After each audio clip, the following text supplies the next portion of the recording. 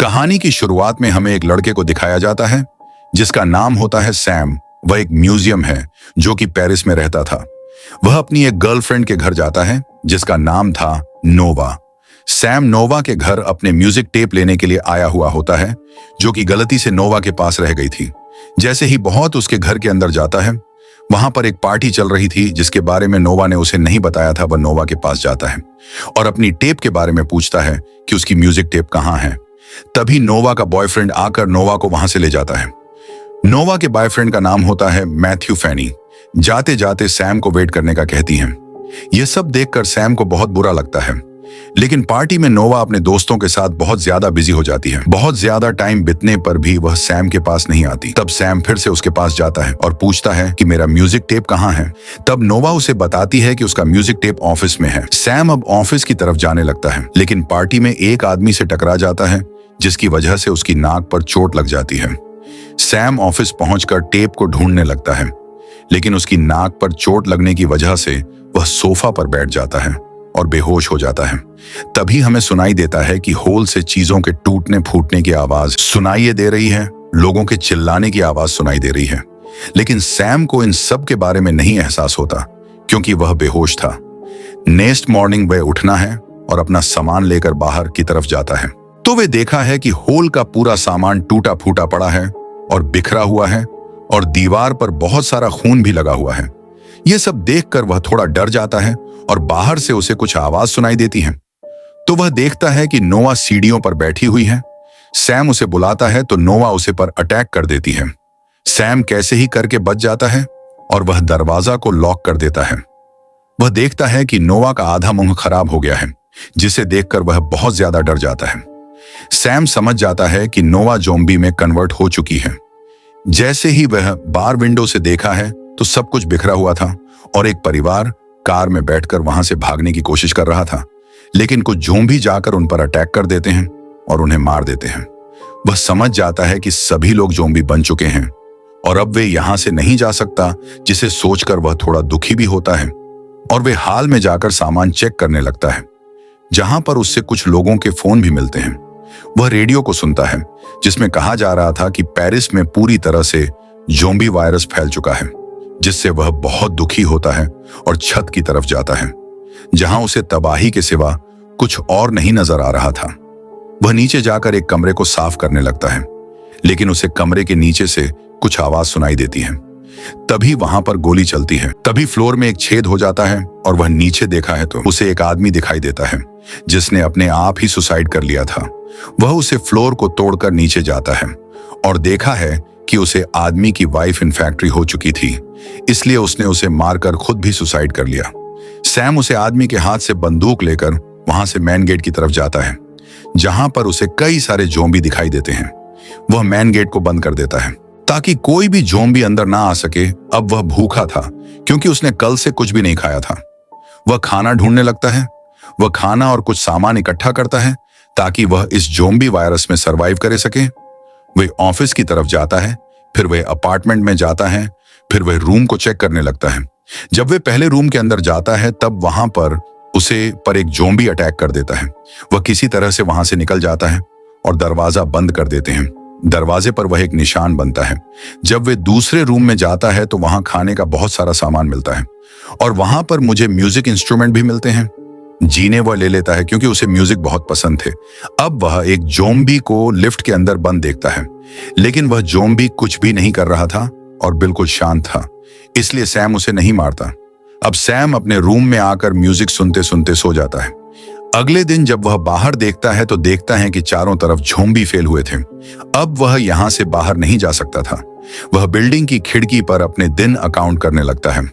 वह बहुत ज्यादा अकेलेपन में था क्योंकि उसके सिवा यहां पर कोई भी नहीं था, इसीलिए वह अपना अकेलापन दूर करने के लिए इंस्ट्रूमेंट को सेटअप करता है और उन्हें बजाना शुरू कर देता है, जिसके शोर की वजह से ज़ॉम्बी उसकी तरफ अट्रैक्ट होते हैं और उसकी बिल्डिंग के सामने इकट्ठा होने लगते हैं। कई दिन इसी तरह बीत जाते हैं। हम देखते हैं कि 1 महीना कंप्लीट हो चुका है। कमरे में बदबू आने लगती है। सैम चेक करता है तो उसे एक कपल की लाश मिलती है, जिसे लेकर वह एक रूम में बंद कर देता है। वह अकेलेपन से परेशान हो चुका था, इसलिए जो ज़ॉम्बी लिफ्ट में बंद था उसे दोस्ती कर लेता है। हम देखते हैं कि सैम और उसमें जॉम्बी में फ्रेंडशिप हो जाती है। उसे जॉम्बी का नाम था एड। एक दिन सैम बंदूक लेकर एक जॉम्बी पर अटैक करता है, जहां उसे एक बिल्ली दिखाई देती है।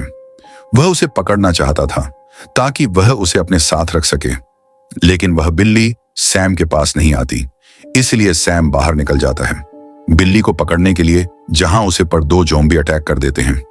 लेकिन किसी तरह से वह अपनी जान बचाकर रूम के अंदर आ जाता है। तो वह बिल्ली अभी भी जॉम्बी के पास खड़ी थी, जिसे देखकर उसे गुस्सा आता है और वह बंदूक से शूट कर देता है। इस बार जॉम्बी उसके बहुत ज्यादा करीब आ चुके थे, तो सैम को लगता है कि कहीं जॉम्बी ने उसे काट तो नहीं लिया। तब खुद को चेक करने लगता है, लेकिन देखा है तो देखता है कि नॉर्मल चोट आई है और 3-4 महीने बीत जाते हैं और सैम बहुत ज्यादा उदास होने लगता है। वह अकेलेपन से परेशान हो चुका था और सुसाइड करने की भी कोशिश करता है। वह गन पॉइंट को अपनी तरफ करता है, लेकिन ऐसा नहीं कर पाता और गन पॉइंट पर ही सो जाता है। गलती से उससे ट्रिगर दब जाता है, लेकिन वह लकी था, इसलिए उसे गोली नहीं लगती। और अब हम देखते हैं कि काफी दिन बीत और अब हम देखते हैं कि सैम अब दिनों दिन डिप्रेशन में जाते जा रहा था। सैम बिल्डिंग से जब चेक करता है तो उसे कोई भी ज़ॉम्बी दिखाई नहीं देता है। सैम को लगता है कि शायद ज़ॉम्बी जा चुके हैं, लेकिन वह कोई खतरा नहीं लेना चाहता था और वह गुस्से में म्यूजिक बजाने लगता है और ज़ॉम्बी फिर से आवाज सुनकर उसकी तरफ अट्रैक्ट होते हैं और ज़ॉम्बी एक के ऊपर एक चढ़कर उसकी विंडो के बहुत नजदीक आ जाते हैं। लेकिन सैम इतने गुस्से में था कि म्यूजिक बजाना बंद नहीं कर रहा था और कंटिन्यू रखना है, क्योंकि वह बहुत ज्यादा परेशान हो चुका था। एक दिन रात में सैम सो रहा था, तभी उसे दरवाजे के पास से किसी की आवाज सुनाई देती है। उसे लगता है कि ज़ॉम्बी यहां पर आ चुके हैं। वह ज़ॉम्बी समझकर शूट कर देता है, लेकिन उसे बाहर से किसी के रोने की आवाज सुनाई देती है और जब वह चेक करने जाता है तो वहां पर एक लड़की थी। मतलब सैम ने ज़ॉम्बी समझकर एक लड़की को शूट करती है, जिसे सैम अंदर लेकर आता है और उसकी गोली निकालता है, लेकिन वह लड़की बेहोश हो जाती है। जब उसका सामान बाहर जाकर चेक करने लगता है तो उसे अंदर से आवाज आने लगती है और जाकर जब चेक करता है तो वह लड़की बिल्कुल ठीक ठाक थी और वह अपना नाम सायरा बताती है। सायरा कहती है कि वह एक छत से दूसरे छत होते हुए यहां तक आई है। सैम कहता है कि उसे लगा कि वह केवल एक ही जिंदा बच्चा है, लेकिन सायरा कहती है कि नहीं, ऐसा नहीं है। बहुत ऐसे लोग हैं जो अलग अलग बिल्डिंग में छुपे हुए हैं। खुद को सरवाइव करने के लिए दोनों काफी सारा टाइम सेपरेट करते हैं। सैम एक दिन उसे ज़ॉम्बी के पास जाता है जो लिफ्ट में बंद था और उससे पूछता है कि तुम सायरा कैसी लगती है, जिस पर वह ज़ॉम्बी चौंक जाता है, जैसे कि उसे बहुत ही उल्टा सवाल पूछ लिया गया हो। एक दिन उनका खाना खत्म हो जाता है, इसलिए सैम अपार्टमेंट की चाबी लेकर खाना ढूंढने के लिए निकल जाता है। वो ज़ॉम्बी को मार मार के खाना एक इकट्ठा कर लेता है और जब वह वापस आता है तो उसे वहां पर सायरा नहीं मिलती, जिसे देखकर वह अपसेट हो जाता है और उसे ढूंढने लगता है। जब वह छत पर जाकर देखा है तो सायरा वहीं पर थी और इस बिल्डिंग से निकलने के लिए रास्ता ढूंढ रही थी। सायरा सैम से कहती है कि तुम भी यहां से निकलने का रास्ता ढूंढो, लेकिन सैम कहता है कि यहां पर हमारे पास खाने के लिए भी है और हम लोग सेफ हैं।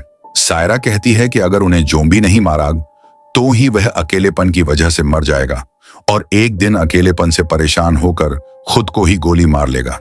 इस बारे में उन दोनों की बहस हो जाती है और सायरा नाराज होकर वहां से चली जाती है। सैम को एहसास होता है कि वह गलत था और सायरा ठीक ही कह रही थी। वो उसे सॉरी बोलने के लिए जाता है, लेकिन सायरा गेट नहीं खोलती है। तभी सैम को कुछ याद आता है और वह उसी अपार्टमेंट में जाता है जहां पर उसने सायरा का ट्रीटमेंट किया था।